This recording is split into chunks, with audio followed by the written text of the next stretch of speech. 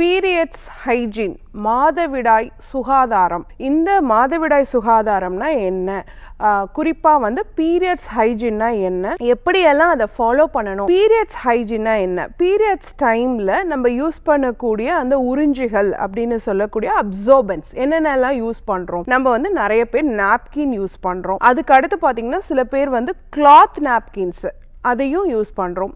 அதே மாதிரி சில பேர் இன்னைக்கு காலகட்டத்தில் நிறைய பேர் மென்ஸ்ட்ரல் கப்ஸ் யூஸ் பண்ணுறோம். இது எது யூஸ் பண்ணாலும் அதை வந்து நம்ம எவ்வளோ நேரத்துக்கு ஒரு தடவை ப்ராப்பராக மாற்றுறோம் அப்படிங்கிறது ரொம்ப ரொம்ப இம்பார்ட்டன்ட். பீரியட்ஸ் டைமில் உங்கள் ஹேண்ட்ஸை நீங்கள் வந்து வாஷ் பண்ணும்பொழுது கண்டிப்பாக வந்து நல்ல சோப் போட்டு ப்ராப்பராக வாஷ் பண்ணிடணும். அதே மாதிரி உங்களோட இன்டிமேட் ஏரியாஸ் இருக்கு இல்லையா, அதை வந்து நிறைய பேர் சோப் போட்டு கழுவி அதை வந்து நல்லா போட்டு ஸ்க்ரப் பண்ணுறது, இந்த மாதிரியெல்லாம் பண்ணுறோம். எக்ஸ்ட்ரா ஹைஜீன் அவேர்னஸ்ன்னு நினச்சி பண்ணுறோம். ஆனால் இந்த மாதிரி நீங்கள் சோப்ஸு அதெல்லாம் யூஸ் பண்ணும் பொழுது அந்த இடத்துல இருக்கக்கூடிய pH வந்து மாறிடும். அப்போ ஈஸியாக கிருமி தொற்றுக்கான வாய்ப்பு அதிகமாகிடும் அப்படிங்கிறத தெரிஞ்சுக்கணும். ஸோ இன்டிமேட் ஏரியாஸில் ரொம்ப வந்து அதிகமான ஃப்ராக்ரன்ஸ் இருக்கிற சோப்ஸு இல்லை அதிகமாக அசிடிக்காக இருக்கக்கூடிய சோப்ஸ் இதெல்லாம் யூஸ் பண்ணுறத வந்து கொஞ்சம் கம்மி பண்ணிக்கணும். பீரியட்ஸ் டைமில் நிறைய தண்ணி குடிக்கணும். எப்பயும் குடிக்கிறத விட ஒரு 1/2 லிட்டர்லேருந்து 1 லிட்டர் தண்ணி சேர்த்து குடிக்கணும்.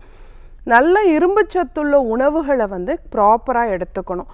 அதே மாதிரி அந்த பீரியட்ஸ் நாப்கினை வந்து நல்ல சுகாதாரமான முறையில் டிஸ்போஸ் பண்ணவும் நம்ம கற்றுக்கணும். இது எல்லாம் சேர்ந்து தான் நம்ம வந்து பீரியட்ஸ் ஹைஜீன், மாதவிடாய் சுகாதாரம் அப்படின்னு சொல்கிறோம். அப்போது இது எப்படி பேட்ஸை மாற்றணும், எவ்வளோ நேரத்துக்கு ஒரு தடவை மாற்றணும், எப்படி அதை வந்து கிருமி தொற்று இல்லாமல் பாதுகாப்பாக பார்த்துக்கணும், இந்த மாதிரி ஒரு விஷயத்தை நம்ம மாதம் பெண்கள் கட்டாயம் கடைபிடிக்கணும். ஏன்னா பெண்களுக்கு இன்னைக்கு இருக்கக்கூடிய நிறைய கருப்பை சார்ந்த நோய்களுக்கு நீங்கள் பீரியட்ஸ் டைமில் சுகாதாரமற்ற நிலையில் இருக்கிறது காரணம் அப்படிங்கிறத நீங்கள் புரிஞ்சுக்கணும்.